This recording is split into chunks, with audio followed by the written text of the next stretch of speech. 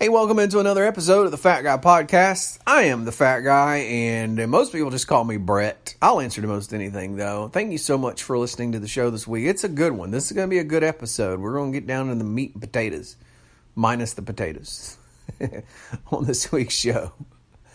If you don't know me, and this is your first introduction to me, I'm a lifelong fat guy. I've always been fat my whole life, since I was four or five, something very young.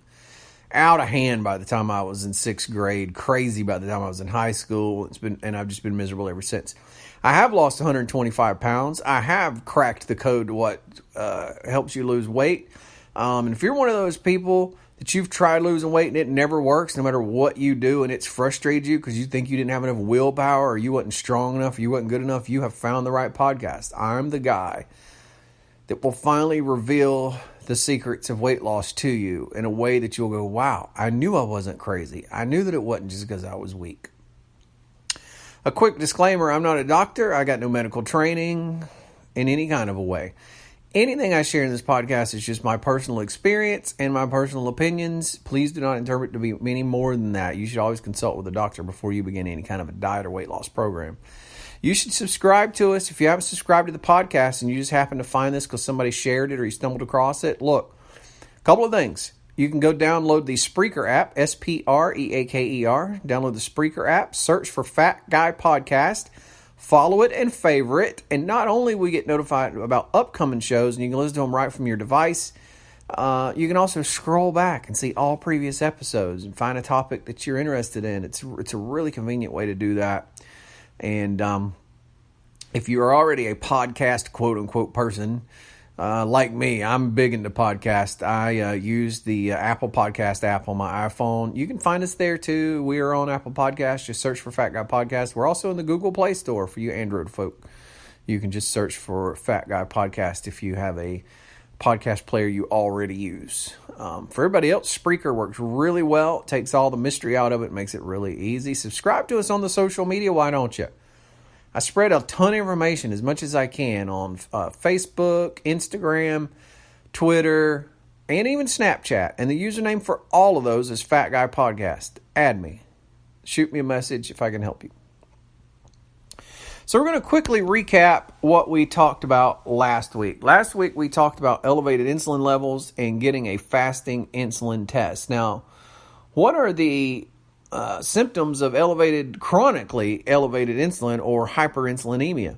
Of course, stubborn fat loss is probably the big one on all of our minds, but it goes much deeper than that, including prediabetes, type 2 diabetes, hypertension, high blood pressure, headaches and migraines, gout, skin tags, vertigo, tinnitus, infertility in men and women, erectile dysfunction, PCOS, polycystic ovarian syndrome. There's just a whole host of things that come along with elevated insulin levels. And so if you missed last week's show, I highly encourage you to go back and listen to it, because I'm not going to get into all the details, but making a really long and interesting and knowledgeable story short, you know, your doctor could be missing a lot of things if he's not testing your fasting insulin. If he's just testing your fasting blood glucose, that isn't really telling him much. Your body could be cranking out 10 times as much insulin as it needs to get your blood glucose levels. And because your doctor sees your blood glucose levels are normal, he thinks everything's fine, when really underneath the underlying problem, it's not fine. And eventually your pancreas and the beta cells will not be able to keep up, and you will be diagnosed with type 2 diabetes. So it's very important to know what's going on with your body. So to recap on the levels, again, I'm not a doctor. This is my opinion, and this comes from my research. Obviously, you don't want a fasting insulin level of 0. That would mean you're a type 1 diabetic and you're producing no insulin. That would not be good. But in the 2 to 3 range on the low end, all the way up to about the 8 range on the high end would be normal. I'm shooting for a 3 to 5. That's what I want to get, is a 3 to 5. If you're over to 10, you're really in the danger zone. And if you're 12 or higher, you've probably already been diagnosed pre-diabetic or diabetic. And if you haven't been, you will be soon. So it's very important. We want this fasting insulin level low. So we're going to talk about how do you achieve that and how does it affect weight loss. And so we're going to dive into that to some degree today. So here's the things that I hope to achieve in today's podcast. Give you tools to help you to start burning fat. And the key to burning fat, first and foremost, is to get the insulin level low. So I've read different research papers, and they don't all agree on an exact number, but the range is somewhere around 4. A fasting insulin level of around 4 is when your body really starts kicking into burning fat mode. So you want to get your insulin back down to that level and keep it there as long as possible, because the longer it's there, the longer period of time during the day you'll be burning fat. And obviously, if you have a fasting insulin level of 8 or 10 or 12, you can see that you're just not going to lose weight. You're just not. Your body's not going to be burning. You may burn a tad bit of fat, but you're basically going to be burning muscle, which a lot of people run into when they try to lose weight. So that's probably our primary focus. Our secondary focus, which may even be more important, is to tell you tools that you can start reversing your insulin resistance, because insulin resistance is the problem. If we could get your cells back to having a sensitivity to insulin, your body wouldn't have to crank out as much insulin, and you could eat more like a normal person. Until that happens, you're going to have to always be on a modified way of eating. As long as you have severe insulin resistance, you'll never make headway unless you drastically modify your way of eating so that we can hack or circumvent or do an end around this insulin sensitivity problem that we have. And that's going to bring in a couple of things. First and foremost, we'll talk about dieting. So, I'm a big proponent of the ketogenic diet. I've lost 125 pounds, and I help a lot of other people on it. And the reason I do is because it circumvents this elevated insulin problem. And it makes fat loss so easy. And it's not a bad way to eat. I find that most people I work with, not everybody, but I would say 95% of people I work with dread this way of eating. And within a couple of weeks, they're like, wow, there's nothing bad about this. I can eat basically everything I love. Yeah. I still eat burgers. They just don't have a bun. I don't eat chips anymore. I eat pork skins. I eat steaks, which everybody loves. I don't eat baked potato with my steak. I either eat asparagus or broccoli or both. Mashed cauliflower works really good. So you still basically eat the foods you love. You're just going to be modifying things a little bit. So a ketogenic diet. So I'm not going to get all off into what a ketogenic diet is in great detail, but I'm going to give you the broad strokes, okay? And you can listen to previous podcasts where I go into more detail about it. If you want, if you have some questions, you can ask them for me, and I'll, try to answer them if I can. And obviously, you want a personal coach, I'll do that for you too. You can talk to me about that. So a ketogenic diet, I'm just going to sum it up quickly for you. So a ketogenic diet is where we eat elevated levels of fat and low levels of carbohydrate. Protein levels are moderate. So it's not a high protein diet. People think of Atkins. When you talk about keto, people think of Atkins. And the old Atkins diet, which they've modified it now, but the old Atkins diet that everybody pretty much knows about is a really high level of meat. You're just eating a ton of protein. That's not what a ketogenic diet is. You're eating moderate levels of protein, but you're eating high levels of fat, and you're eating really low levels of carbohydrate. So what does that look like? Well, it looks like 20 grams or less a day of carbohydrate. For women, your protein range is probably going to be in the 65 to 75 to 80 range grams a day. And for men, you're probably going to be in the 75 to 95, maybe 100 on the top end grams of protein a day. Obviously, if you're a shorter woman, you'll be on the lower end. Taller woman, you're on the upper end. Men, shorter men, lower end. I'm 6'4". I'm somewhere usually in the 85, 90, 95 grams of protein a day range. But it's a moderate amount of protein. It's not a ton of protein. Your fat grams, a really good way of figuring out your fat grams is basically you want to get the equal to or greater than your protein grams. So if you're eating 80 grams of protein, if you're shooting for that a day, you want at least 80 grams of fat. And if you find yourself getting hungry and want to eat a lot, you up the fat. Fat is your hunger lever. If you find yourself getting hungry 2 hours after you eat lunch, you need to be eating more fat. Fat staves off hunger, and so fat is your hunger lever. People ask me, well, what is the exact amount of fat I need to eat? Well, you got to figure that out for yourself. I give you a basic rule of thumb, and you adjust it from there. And the basic rule of thumb is it's equal to whatever your protein grams are and higher. I'll tell you this, your first week or two, you want the fat to be really high. One, it's going to keep you from getting hungry. And two, it's going to force your body into being a fat burner. Your body's been burning carbs all this time, and we want to force feed it a lot of fat so that it understands, hey, we're a fat burning machine now. So what would that look like? Well, I'd say let's just use you're eating 80 grams of protein a day on average.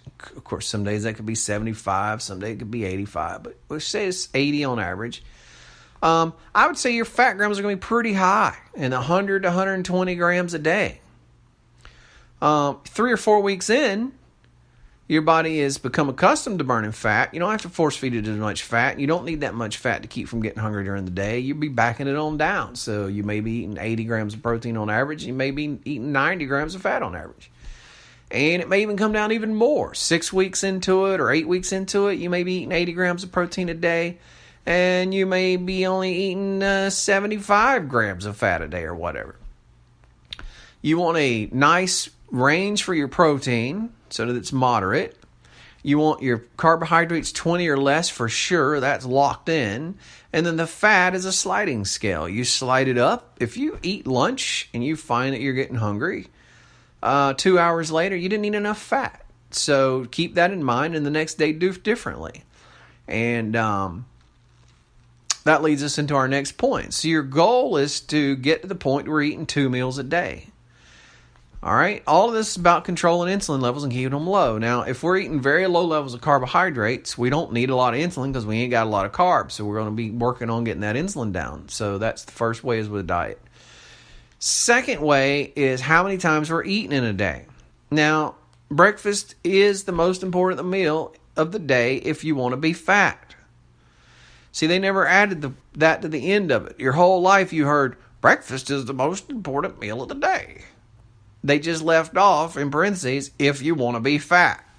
Nobody should be eating breakfast. Now, technically, the word breakfast means to break a fast. So anytime you break a fast, you're eating breakfast. But that doesn't mean it's a meal that you eat at 6 or 7 in the morning. I'd say for smaller children, it's a little bit different. But I would say once you get on to being puberty levels and higher, for sure, you don't need breakfast to be able to function well at school or function well at work. As a matter of fact, in a fasted state, your clarity level is actually higher. Your ability to process information is higher. Your ability to do computations in your head is higher. This has been proven endlessly in research. When you eat a carb-fueled breakfast, you get foggy brained, and it actually makes things harder. I could get into the science behind that, but just take my word for it. And if you're really curious, you can go research it yourself. So your goal should be to eat less times a day. So we've changed what you're eating. Okay. Step 1 is get you to a ketogenic diet. And people I work with, I say, look, the first week, even the first 10 days or whatever, I don't care how often you eat or how much you eat. What I want you to do is get good at eating lots of fat, no carbs hardly, and moderate levels of protein. And it will take you a few days to get used to that because it's new to you. So, if you've eaten 3 meals today and you realize, God, I should get some more fat in or something, go ahead, eat a fourth something, snack or something to up your fat or whatever it takes. After 7 to 10 days, you should be good enough at it, and your hunger levels should have dropped enough that we can move you into phase 2, which is eating 2 times a day. And what does that look like? It's skipping breakfast. That's it. And it doesn't matter what time of day you get up. I don't like to get into hours because everybody has a different schedule. But basically, it's 3 or 4 hours after you have awakened and started your day. So if you get up and start your day at 6, well, you're not eating at 7 or 8 or whatever. You're going to start eating around 11 or something. Okay? Around lunchtime. If you're a person that works nights, you're in a more difficult set of circumstances, but it's the same. When you get up, you don't eat. You wait 4 hours before you eat. So it's basically lunch. So you're eating lunch and dinner. So basically what you want to do is eat 4 hours after you get up, wait 4 or 5 more hours and eat again, and then be done with it. You're done with eating for the day. There's no snacking. You don't snack between lunch and dinner. You don't snack after dinner. There's 2 times a day when you're putting calories in your mouth, and that's during those 2 meals. A lot of people get confused about this. They'll eat the 2 meals and tell me, I'm just eating the 2 meals a day. But then when I dig into it, I find out, they're having a snack with a bunch of calories in between the meals and another snack after dinner. And then they're also drinking liquids that have calories in them at 7 in the morning, they're drinking 150 calories of something. They've souped their coffee up, or they're having some kind of beverage with calories in it.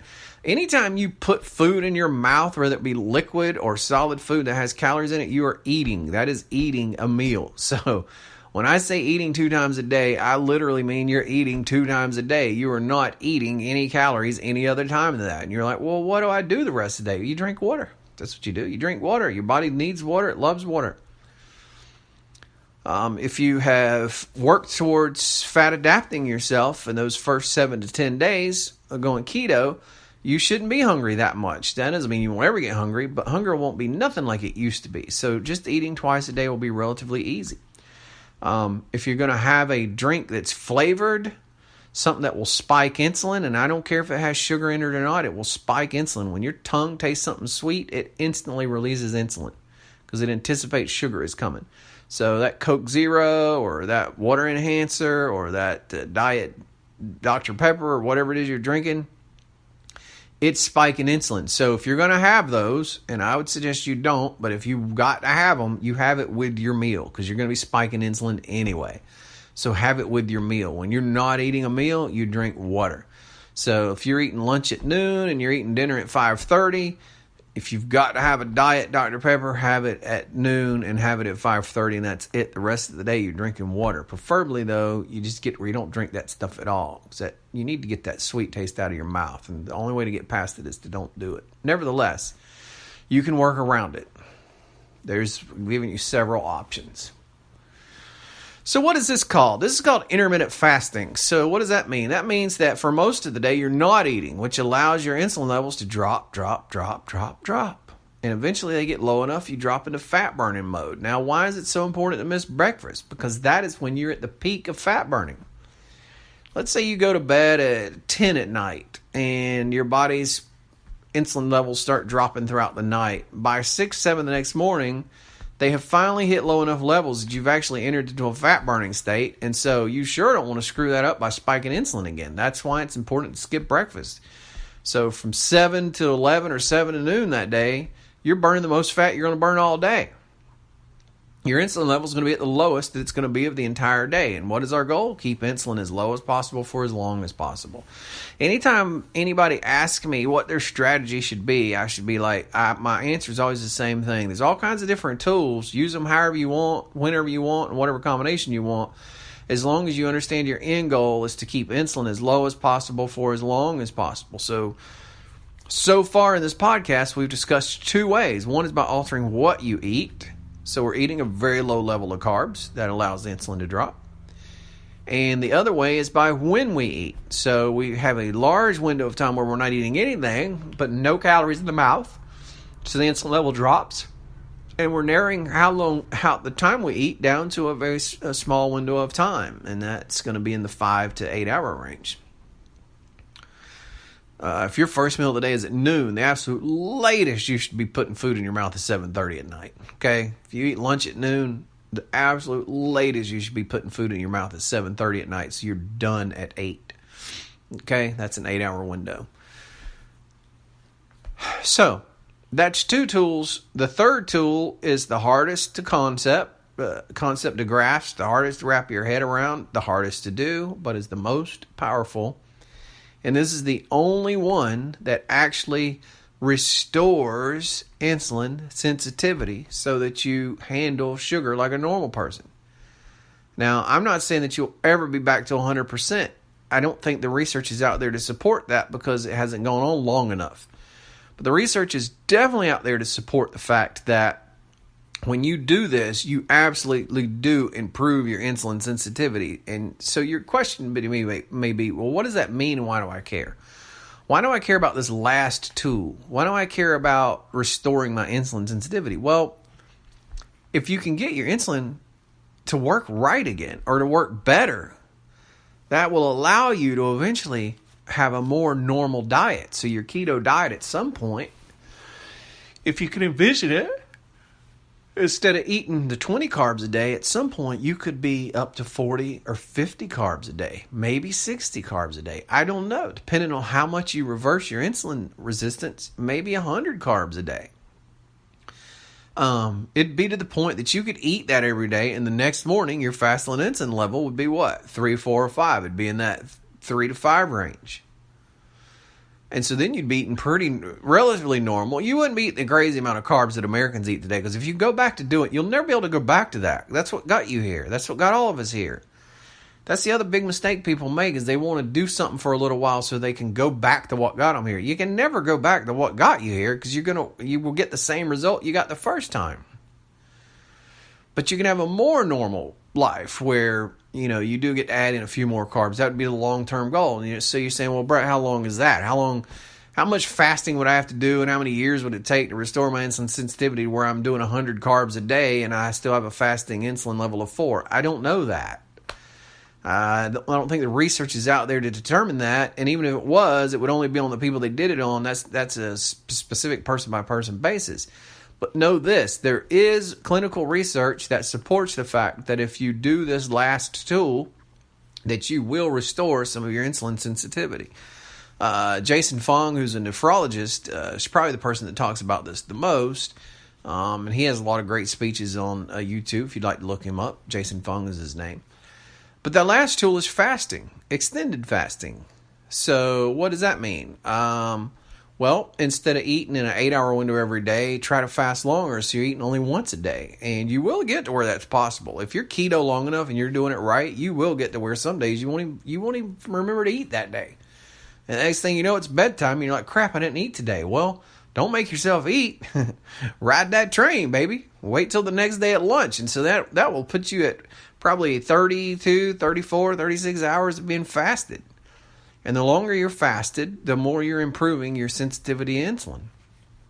So, in addition to the keto, and in addition to the skipping breakfast and eating only at lunch and dinner and only eating 2 times a day, your other tool is working in extended fasting. So, what will that mean for you? Well, that's something you'll have to figure out for yourself. I don't tell anybody exactly what to do.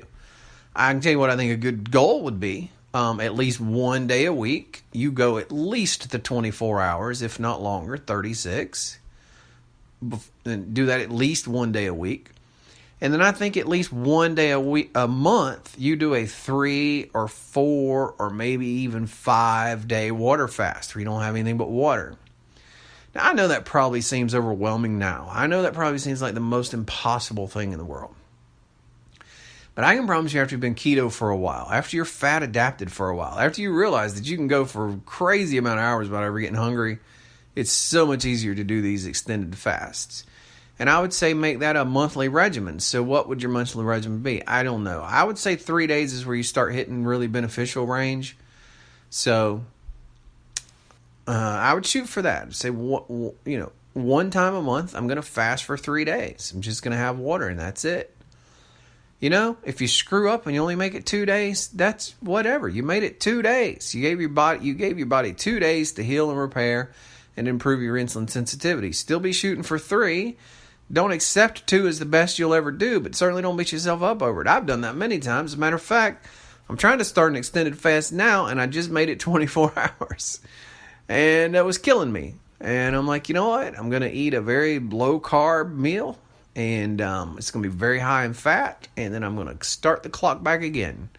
I don't consider it a failure. It's a success. I made it almost 25 hours. Not many people go 25 hours between meals, so it wasn't a failure to me. It wasn't what I wanted to do, but I just re-clicked the start button, and here we go again. I'm going to work on doing an extended fast. My goal is to, 2 years from now or 3 years from now, I'll be able to go in, and my fasting insulin will always be around that 4 range. And it'll be that way when I'm eating 100, and I'm eating 100 carbs a day instead of 20. And so I have a much more normal life. So, I'm never going to go back to eating the boxes of prepackaged, highly processed food and crap. But I'll just have more freedom to eat a little more carbs and be a little bit more normal, But you're never going to go back. You never can go back. It frustrates when people ask me that. It frustrates when people say, I'm going to do this keto thing for 3 months so I can get into X size of jeans, and then, oh, God, I can't wait to go back to eating. Well, you can do that, but you're just going to get fat again. Whatever brought you to this point, if you go back to it, it's going to bring you to this point again, and not only that, it'll bring you to a higher point, If you lost 40 pounds and you go back on to eating the standard American diet or eating all those processed carbs and stuff, you're going to wind up 50, 60 pounds heavier instead of the 40 you lost, because it always goes higher. So I hope that helps answer your questions about insulin and the tools that we have in our tool belt to keep insulin for as low as possible for as long as possible. And that is the key to long-term, sustained, lifelong, relatively easy to do weight loss. That is the secret. I'm not a doctor. I'm not a medical professional. I have no formal medical training. Everything you've just heard was my personal opinion based on my personal experiences, which I'm happy to share with you. And that's it. Nothing more, nothing less. Contact me on the social medias. Fat Guy Podcast is the username for Twitter, Instagram, Facebook, and Snapchat. Download that Spreaker app, Spreaker. Once you download it, search for Fat Guy Podcast, favorite it, and follow it. You'll get notified about new episodes, and you'll be able to scroll back and see previous episodes. And the most important thing you can do is to share this on your social media. I say this every week, and usually only 2 or 3 people share it. And there'll be 500 people listen to it, and 2 or 3 will share it. And I'm like, why do you not share this? Why? Everybody has friends that are 100 pounds overweight or 50 pounds overweight or 150 or 200 pounds overweight. Why is everybody not sharing this? You can literally change somebody's life. That's the way I found it. Somebody shared some info about keto, and I started researching it. And here I am 125 pounds lighter. You don't know how grateful I am that happened. So change somebody's life. Share this podcast on your social media. Thank you so much for listening to the show today. We'll talk to you next week.